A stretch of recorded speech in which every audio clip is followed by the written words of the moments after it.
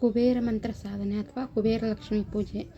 ಈ ಪ್ರಯೋಗವು ಅತ್ಯಂತ ಮಹತ್ವಪೂರ್ಣ ಮತ್ತು ದುರ್ಲಭವಾಗಿದೆ. ಪ್ರಾಚೀನ ಕಾಲದಲ್ಲಿ ಧನ ಪ್ರಾಪ್ತಿ ಎಲ್ಲ ಮಂತ್ರಗಳಲ್ಲೂ ಇದು ಸರ್ವಶ್ರೇಷ್ಠವೆಂದು ಹೇಳಲಾಗಿದೆ.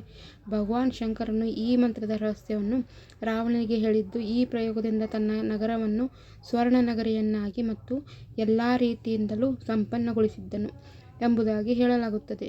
ಯಾರ ಜೀವನದಲ್ಲಿ 7 ತಲೆಮಾರಿನ ದರಿದ್ರತೆ ಇರುತ್ತದೆಯೋ, ಯಾವುದೇ ರೀತಿಯ ಉನ್ನತಿ ಆಗುತ್ತಿಲ್ಲವೋ ಅವರಿಗೆ ಈ ಮಂತ್ರ ಕೂಡಲೇ ಫಲ ನೀಡುವುದು ಸಮರ್ಥವಾಗಿದೆ. ಧನ, ಧಾನ್ಯ, ಭೂಮಿ, ಕೀರ್ತಿ, ಯಶಸ್ಸು, ಸಮ್ಮಾನ, ವಿಜಯ, ದೀರ್ಘಾಯು ಪ್ರಾಪ್ತಿ ಹಾಗೂ ಜೀವನದಲ್ಲಿ ಅಭಾವ ನಿವಾರಣೆಗೆ ಈ ಪ್ರಯೋಗ ಅತ್ಯಂತ ಶ್ರೇಷ್ಠವಾಗಿದೆ. ಸ್ತ್ರೀ ಅಥವಾ ಪುರುಷರು ಕೂಡ ಈ ಪ್ರಯೋಗವನ್ನು ಮಾಡಬಹುದಾಗಿದೆ. ಈ ಪೂಜೆ 11 ದಿನ 11 ಜಪ ಮಾಡುವುದರಿಂದ ಈ ಮಂತ್ರವು ಸಿದ್ಧಿಯಾಗುತ್ತದೆ ಮತ್ತು ಜೀವನದಲ್ಲಿ ಪೂರ್ಣತೆ ಪ್ರಾಪ್ತಿಯಾಗುತ್ತದೆ. ಸಾಧಕನು ಪ್ರಾಂತ್ಯಕಾಲದಲ್ಲಿ ಸ್ನಾನ ಮಾಡಿ ಶುದ್ಧ ವಸ್ತ್ರಗಳನ್ನು ಧಾರಣೆ ಮಾಡಿ ಪೂರ್ವಾಭಿಮುಖವಾಗಿ ಕುಳಿತುಕೊಂಡು ಶುದ್ಧ ತುಪ್ಪದ ದೀಪ ಹಚ್ಚಿ ಅಗರಬತ್ತಿ ಎದುರುಗಡೆ ಯಂತ್ರ ಸಿದ್ಧ ಪ್ರಾಣ ಪ್ರತಿಷ್ಠಾಪಿತ ಕುಬೇರ ಯಂತ್ರ ಸ್ಥಾಪಿಸಬೇಕು. ಕುಬೇರ ಯಂತ್ರ ಹೇಗೆ ಬರೆಯಬೇಕಂದ್ರೂ ಒಂದು ದೊಡ್ಡ ಚೌಕಾಕಾರ ಹಾಕಿ ಅದರಲ್ಲಿ 9 ಮನೆಯನ್ನು ಮಾಡಿ ಮೇಲೆ ಫಸ್ಟು 27 ಬರೀಬೇಕು, ಅದರ ಬಾಜು 20, ಅದರ ಬಾಜು 25 ಮತ್ತು ಕೆಳಗಿನ ಸಂಖ್ಯೆಯಲ್ಲಿ 22, 24, 26 ಮತ್ತು ಕೆಳಗಿನ ಸಂಖ್ಯೆಯಲ್ಲಿ 23, 28, 21 ಹೀಗೆ ಈ ಯಂತ್ರವನ್ನು ಸಿದ್ಧ ಮಾಡಿಕೊಳ್ಳಬೇಕು. ಈ ಮಂತ್ರ ಅದ್ಭುತ ಸಫಲತೆಯನ್ನು ನೀಡುತ್ತದೆ.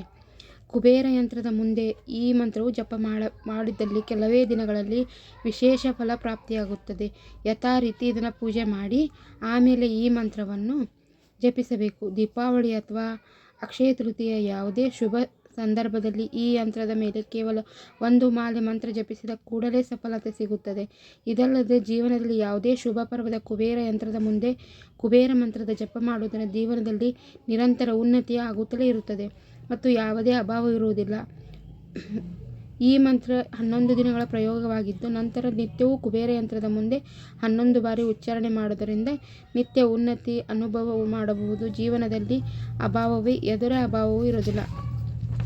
ಈ ಮಂತ್ರ ಇಂತಿದೆ: ಓಂ ಯಕ್ಷಾಯ ಕುಬೇರಾಯ ವೈಶ್ಯವರ್ಣಾಯ ಧನಧಾನ್ಯಾಧಿಪತಯೇ ಧನ ಧಾನ್ಯ ಸಮೃದ್ಧಿ ಮೇ ದೇಹಿ ದಾಪಯೇ ಸ್ವಾಹ. ಓಂ ಯಕ್ಷಾಯ ಕುಬೇರಾಯ ವೈಶ್ಯವರ್ಣಾಯ ಧನಧಾನ್ಯಾಧಿಪತಯೇ ಧನ ಧಾನ್ಯ ಸಮೃದ್ಧಿ ದೇಹಿ ದಾಪಯೇ ಸ್ವಾಹ.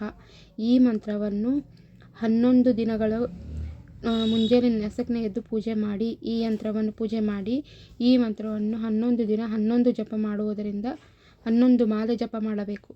108ರಂತೆ 11 ಜಪ ಮಾಡಿ ಪೂಜೆ ಮಾಡುವುದರಿಂದ ಸರ್ವಸಿದ್ಧಿ ಮತ್ತು ಧನ, ಧಾನ್ಯ, ಭೂಮಿ, ಕೀರ್ತಿ, ಯಶಸ್ಸು, ಸಮ್ಮಾನ, ವಿಜಯ, ದೀರ್ಘಾಯುಷು ಮತ್ತು 7 ತಲೆಮಾರಿನ ದರಿದ್ರತೆ ಇವೆಲ್ಲ ನಿವಾರಣೆ ಆಗುತ್ತದೆ. ಈ ಮಂತ್ರ ಸಿದ್ಧಿಸುತ್ತದೆ. ತಮ್ಮ ಏನೇ ಕಷ್ಟ ಇದ್ದರೂ ಹಣದ ಕೊರತೆ ಇದ್ದರೂ ಈ ಮಂತ್ರವನ್ನು ಹೇಳಿ ನೋಡಿ, ಖಂಡಿತ ಪರಿಹಾರ ಆಗುತ್ತದೆ. ಈ ಮಂತ್ರ ಅತ್ಯಂತ ಪ್ರಬಲಪರವಾಗಿದೆ. ಕುಬೇರ ಮಂತ್ರ ಕೂಡ. ಈ ಯಂತ್ರವನ್ನು ಬರೆಯೋದು ಹೇಳಿದ್ದೇನೆ. ಇನ್ನೊಮ್ಮೆ ಗೊತ್ತಾಗಲಿಲ್ಲ ಅಂದರೆ ಇನ್ನೊಮ್ಮೆ ಹೇಳುತ್ತಿದ್ದೇನೆ. ಒಂದು ಚೌಕಾಕಾರವನ್ನು 9 ಕಾನೆಯನ್ನಾಗಿ ಮಾಡಬೇಕು. ಮೊದಲಿಗೆ 27 ಬರೀಬೇಕು, ಅದರ ಬಾಜು 20 ಬರೀಬೇಕು, ಅದರ ಬಾಜು 25 ಬರೀಬೇಕು. ಮತ್ತು ಕೆಳಗಡೆ 22, 24, 26 ಮತ್ತು ಕೆಳಗಡೆ 23, 28, 21. ಇದು ಕುಬೇರ ಲಕ್ಷ್ಮಿ ಯಂತ್ರ. ಇದರ ಮೇಲೆ ರಂಗೋಲಿಯಿಂದ ಅಥವಾ ಹಾಕ್ಬೋದು, ಅಥವಾ ನೀವು ತಗಡಿನಲ್ಲಿ ಸಿಗುತ್ತೆ ಅದರಲ್ಲಿ ತಾಮ್ರದ ತಗಡಿನಲ್ಲಿ ಆದರೂ ಬರೆಸ್ಕೊಂಡು ಬರೀಬೋದು, ಅಥವಾ ಹಾಳೆಯಲ್ಲಿ ಆದರೂ ಬರೆದು ಅದನ್ನು ರಂಗೋಲಿಯಿಂದನೂ ಹಾಕ್ಬೋದು, ಅಥವಾ ಹಾಳೆಯಲ್ಲಿ ಪೆನ್ಲೆ ಬರೆದು ಅದರ ಮೇಲೆ ನಂಬರ್ ಬರೆದು ಕುಂಕುಮ ಇಟ್ಟು ಮತ್ತು ಒಂದೊಂದು ಕಾಯಿನ್ ಇಟ್ಟು ಒಂದೊಂದು ಕೆಂಪು ಹೂವನ್ನು ಏರಿಸಬೇಕು. ಈ ರೀತಿ ನೀವು 7 ದಿನ 11 ದಿನಗಳ ಈ ರೀತಿ ನಿರಂತರ ಪೂಜೆ ಮಾಡಿದರೆ ಕುಬೇರ ಮಂತ್ರ ಸಾಧನೆ ಅಂತ ಹೇಳ್ತಾರೆ. ಅಂದರೆ ಕುಬೇರ ನಿಮಗೆ ಇಷ್ಟಾರ್ಥವನ್ನೆಲ್ಲ ಸಿದ್ಧಿಸುತ್ತಾನೆ. ಇದು ನನಗೆ ಅನುಭವ ಆದವ್ರತ. ನೀವು ಒಮ್ಮೆ ಈ ಪೂಜೆಯನ್ನು ಮಾಡಿ ನೋಡಿ. ಅಕ್ಷಯ ತೃತೀಯ ದಿನ ನಾಳೆ ಇರುವುದರಿಂದ ಅಕ್ಷಯ ತೃತೀಯ ದಿನ ಪ್ರಾರಂಭ ಮಾಡಬಹುದು. 11 ದಿನ ಮಾಡಬೇಕು. ಮುಟ್ಟಾದವರು ಮಾಡೋಕ್ಕೆ ಬರೋದಿಲ್ಲ. 5 ದಿನ ಆಗಿ 6ನೇ ದಿನ ಆದವರು 6 ದಿನ 7 ದಿನ ಆದವರು ಮಾಡ್ಬೋದು. 5 ದಿನ ಆದವರು ಮಾಡೋಕ್ಕೆ ಬರೋದಿಲ್ಲ. 6ನೇ ದಿನ ಮುಟ್ಟು ನಿಂತಿರಬೇಕು ಅಂಥವ್ರು ಈ ಪೂಜೆ ಮಾಡ್ಬೋದು.